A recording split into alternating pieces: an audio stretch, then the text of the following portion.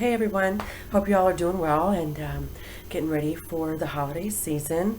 Getting your Christmas shopping done, or your Yule shopping, or your solstice shopping, or whatever. I think mine's about done, so I get a head start on that kind of stuff. I don't like waiting till last minute because I don't like being rushed. So today I had a little time. I thought I would do a video on how I load a candle. A lot of people, I think, don't do this anymore, and I think it's a really important step.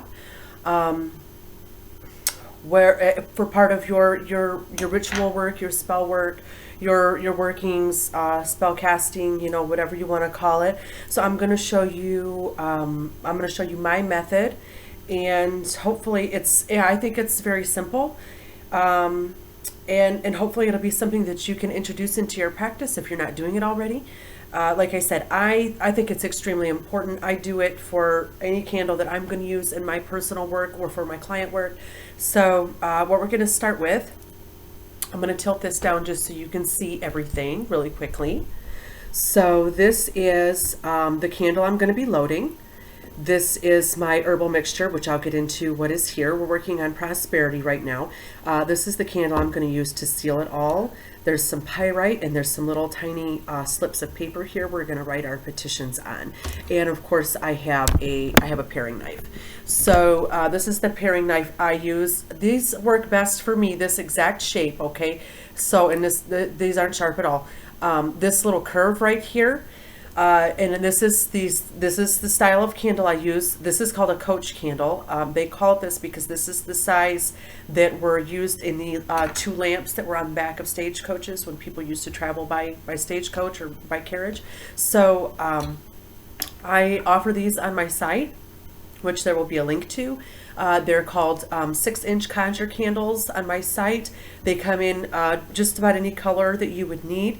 So why I like these is because the base is wide enough you can load it. The problem with tapers, I don't use tapers, is that they're like really thin and you can't load them, and they're like, tipping around and toppling over, and I really don't like them. This is made of a nice combination of waxes to where you're going to get a really nice even burn. You'll get a little bit of wax flow that you can use for divination if that's something you do, but it's not like one of those really it's not like a paraffin candle where you're going to light it and it just burns down so quickly. These have a really good burn time. So I'm gonna take some of the center out of this. I put this in here. The reason I like that curve on that blade is because when you turn it, it takes out a nice circle. Let me get that back up there so you can see it.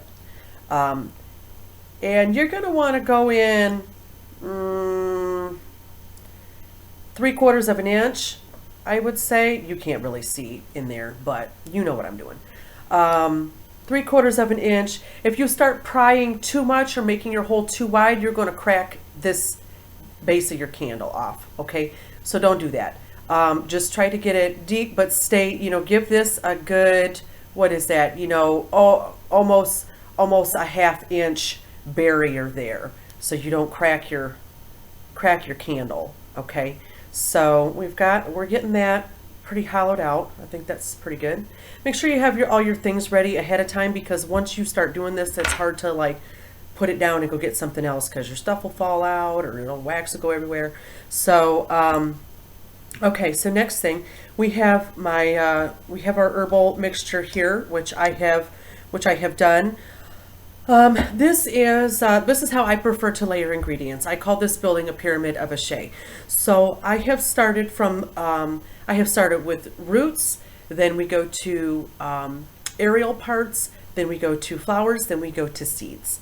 So the roots I have in here are alkanet root, which is really good for luck, and master root to have mastery over the finances and the prosperity work that I'm about to do.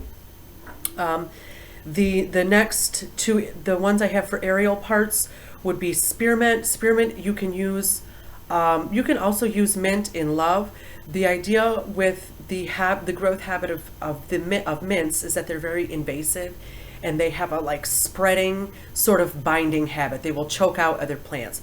So the idea is to involve that binding, that spreading habit into your work. This is something we refer to as the doctrine of signatures. So we take the signature growth habit of that plant, a characteristics that it possesses, that is the type of energy it has. So we add that into our work.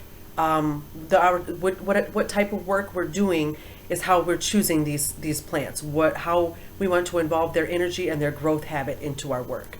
So the other aerial part of a plant I have in here is patchouli leaves. Patchouli is known for prosperity and wealth, abundance. It can also be used for love. It's an aphrodisiac, but in this case, we're talking about prosperity. And then what I have for my flowers are calendula petals, little gold calendula petals. And then for my seed to top it all off, I have fennel seed, which is one of my favorites to use for prosperity. Sometimes I will add a little lodestone. I have little tiny lodestones that I'll put in here. I'm not going to do that today. Today I have pyrite to sort of seal it off with. And then we have our little tiny slips of paper. So get your papers ready. You can write, if you can write real small, you can write as much as you want to on the front and back of this. I'm kind of a simple is better person. I'll just stick to a few words. So, you know, I'm just gonna write, you know, prosperity on one side and abundance on the other.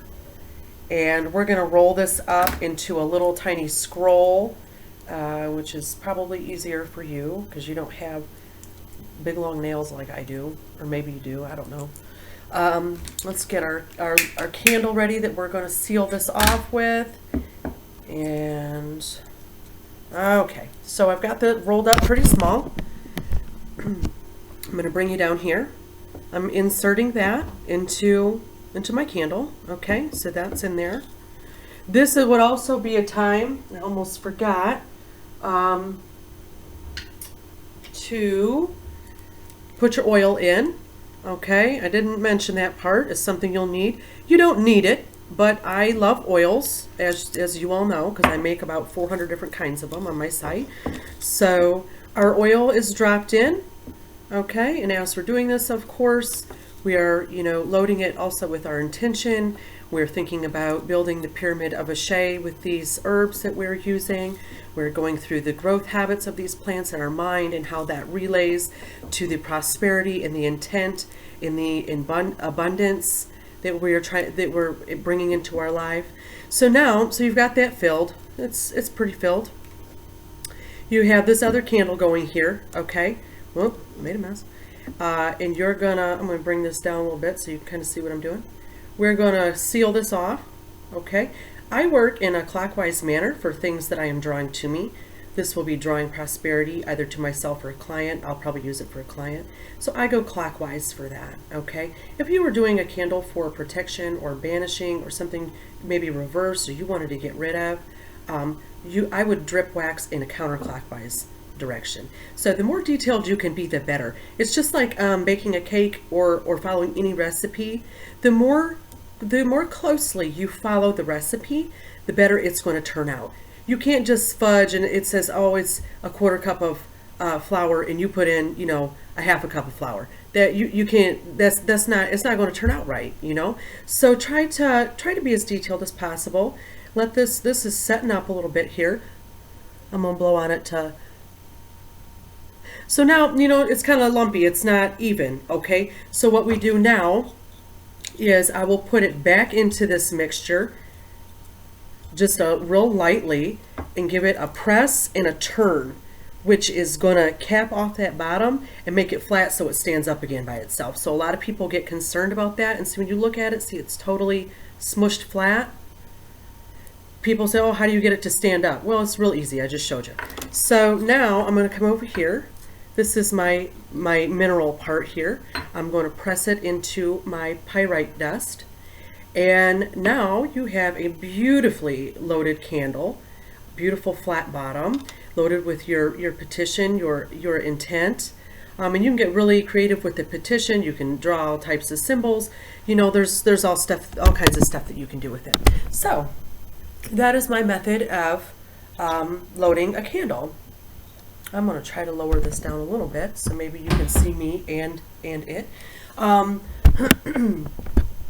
So the next thing that I want to talk about really quickly, and I'm going to try to wrap this up for you, is people say, "Oh, how long do I have to do this for? How long do I have to burn these candles for?" And I say, me personally, and I think that this applies to anything in life. You work until your goal is achieved. Okay, so you can't just go to work 1 day a week and get a paycheck for 5 days. You can't do 20 sit-ups and expect to have an 8-pack. You can't watch what you eat for a day and then think you're going to lose 10 pounds after 1 day of work. So that's my point. You can't just put in 1 day of work. So you burn this candle and you go, "Oh, okay, well, I did that, so where's my money?" It's not like that. So you can burn this candle an hour a day over 7 days. If you were doing prosperity, I would recommend starting, if you are working on prosperity, let me rephrase that. I recommend starting this on a Sunday or a Thursday. That is the day of the sun, and then Jupiter's day, which is very good for prosperity. You could also do this on a Monday. That's the moon's day. Monday is also a day for opening. So if you're having trouble, like maybe getting a raise, or you're having problems at work, something like this, there's kind of something blocking your prosperity, maybe you want to do it on a Monday if you feel that way. So, but my point is you can burn this and burn it an hour a day over the next 7 days. 4 and 7 are good numbers for prosperity work. Or you can burn this all at once. I mean, if you really want to get into it, you could burn 1 candle a day until you see some movement. And even then, we need to talk about something that I've gone over in one of my other videos is maintenance.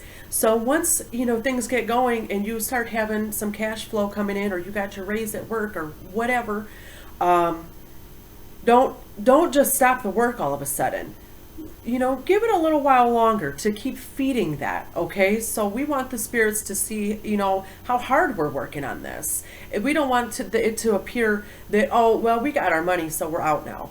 You have to continue to burn these as offerings to your spirits for a while. Continue that maintenance. Maybe you get down to once a week. Maybe you get down to once every 2 weeks. But continue it. Don't just, don't be ungrateful. Don't stop your offerings just because you got what you wanted, because that's, it's like you can't just, you're working on something, you just quit going to work and, like I said, still expect a paycheck. That's just not how the world works, and it's not how any realm works. So, okay, I tried to do that as fast as possible. It's still a 13-minute video. I can't do anything quickly, I guess, on these. So, anyway, there's a video for you, and I hope y'all are having a wonderful season and have a blessed week, and I hope to talk to you soon. Take care. Bye-bye.